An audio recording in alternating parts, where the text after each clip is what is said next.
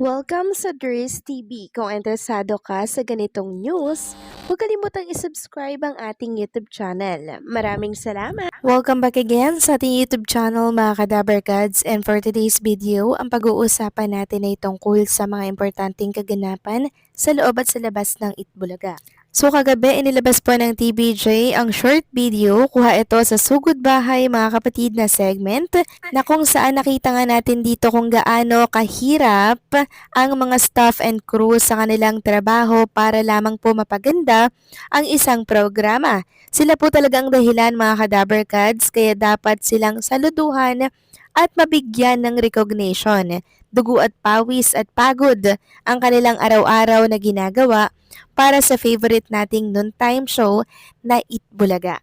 At dahil nga dito, nag-viral po ang post na to ng Itbulaga na nakakuha po ng 31K na reaction. At sabi nga po ng ilang mga netizen, kaya naging maganda ang isang palabas dahil sa mga taong katulad nila. Di alintana ang hirap, pagod, sakripisyo, at minsan may sermon pa.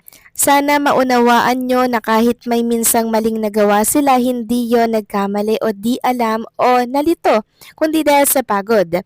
Masaya na sila kapag sinabihan mo sila na good job kahit hindi perfect ang nagawa nila. Sulit ang pagod nila kung minsan itaas sila sa kanilang nagawa po. Ay salute sa inyo. So hirap man po ang mga cameraman mga Kadabarkads at ang iba pang mga staff na nagtatrabaho po sa likod ng camera. Still, napapaganda pa rin po nila ang programang Itbulaga, kaya nararapat po sila na bigyan ng saludo at recognition dito po sa Itbulaga. Samantalang reminders lamang mga Kadabarkads, since Friday ngayon, 4 PM po ang by request, makakasama natin ang mga singing queens. At speaking of singing queens, isa po sila sa kumasa sa trending ngayon na Ale. Samantalang ang isang singing queens naman na si SQ Jean sa hospital na po natutulog para po bantayan ang kanyang lola. Sabi niya nga dito, tabihan natin ang lola kasi tinatanggal niya mga nakalagay sa kanya pag nagigising.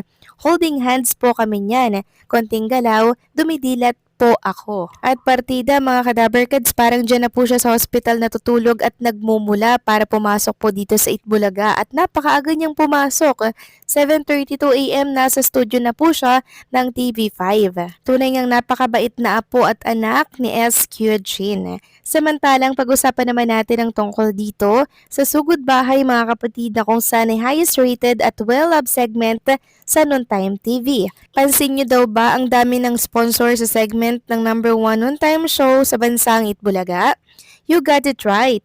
Madami ang sponsors ng Sugod Bahay mga kapatid ang segment ng Itbulaga kung saan pumupunta ang programa sa iba't ibang lugar sa bansa.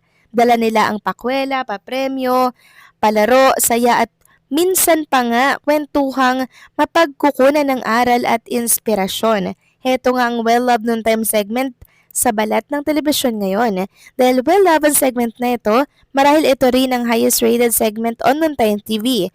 Nakapagrehistro ang segment na ito ayon sa Nielsen Nutam na 7.32 rating points laban sa laro-laro pick ng It's Showtime na merong 3.88. Kaya naman patuloy itong inihahatid ng Itbulaga para sa milyon-milyong taga-subaybay nito sa buong bansa. Samantalang ayon naman sa isang netizen, hindi daw dapat pagkumparahin ang It's Showtime at ang Itbulaga. Sabi niya, no hate, in my opinion, hindi nyo na dapat ikumpara ang Itbulaga.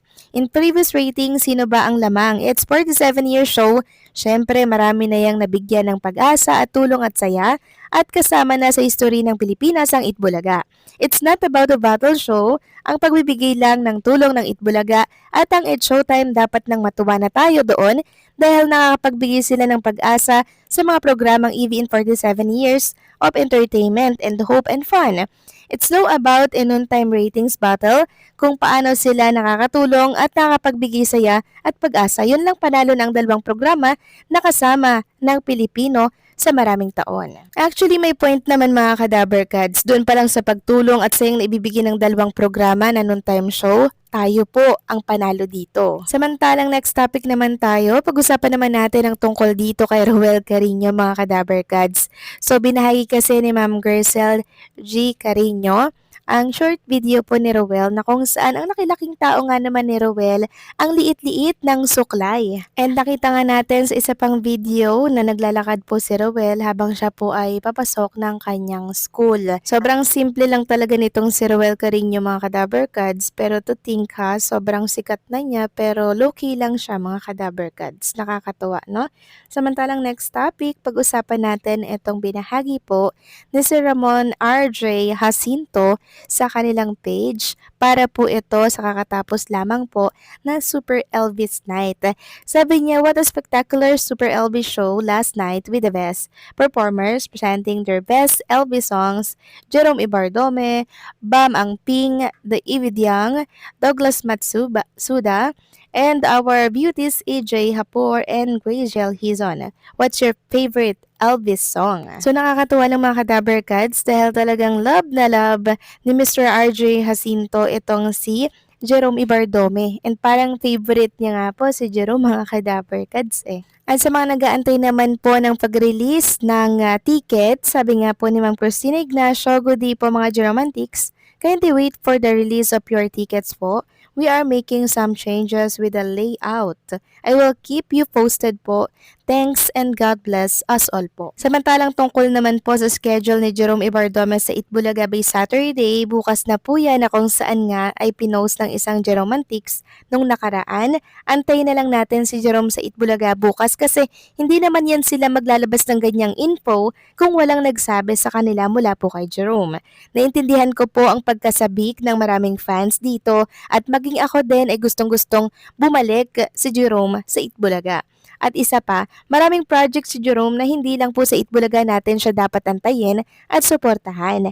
Maging ang mga project niya sana sa labas ng naturang noontime show, suportahan natin. Dahil hindi lang dyan iikot ang karera ni Jerome. Naniniwala ako magiging superstar siya basta keep praying and supporting Jerome Ibardome. Samantalang next topic naman tayo, pag-usapan naman natin ang pag-alma po ng isang clone po ng Itbulaga. Walang iba kundi po si Nas Poblete, ang clone ni Jose Marichan.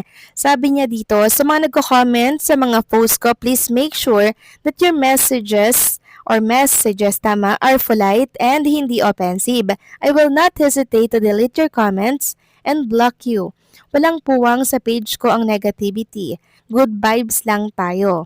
Peace. So parang inatake po kasi si Nas Poblete ng ilang mga fans po ni Rowell. Ilang mga fans lang naman, hindi ko po nila lahat ha, ilang fans. So hinahanap po nila si Rowell Carino dito po sa parang concert nila kasama si Jerome. Bakit daw wala pong Rowell Carino?